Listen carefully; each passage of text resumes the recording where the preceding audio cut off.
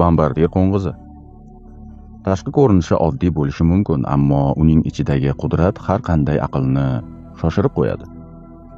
Yaratganning bu mo'jizasi xavf tug'ilganda dushmaniga qarshi 100 darajali qaynoq suyuqlik otadi. Qarangki, u o'z tanasida ikkita xavfli moddani alohida idishlarda saqlaydi. Agar bular aralashib ketsa, qo'ng'izning o'zi portlab ketishi kerak edi. Ammo maxsus klapanlar va himoya devorlari uni asraydi. Bu shunchaki tasodifmi?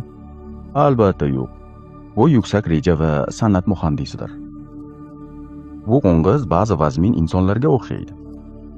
Ular indamaydi, o'zini ko'z-ko'z qilmaydi. Ammo haddan oshib, ularni ichki dunyosiga, or-nomusiga tajovuz qilinsa, kutilmaganda va kuchli javob berishga qodir bo'lishadi. Sabr bu kuchsizlik emas, balki ichki quvvatni jilovlay olishdir.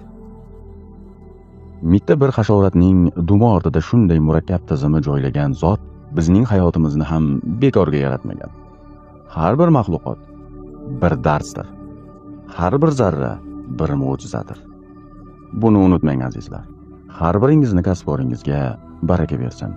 Sog', salomat bo'linglar. Kuningiz ajoyib omadli o'tsin.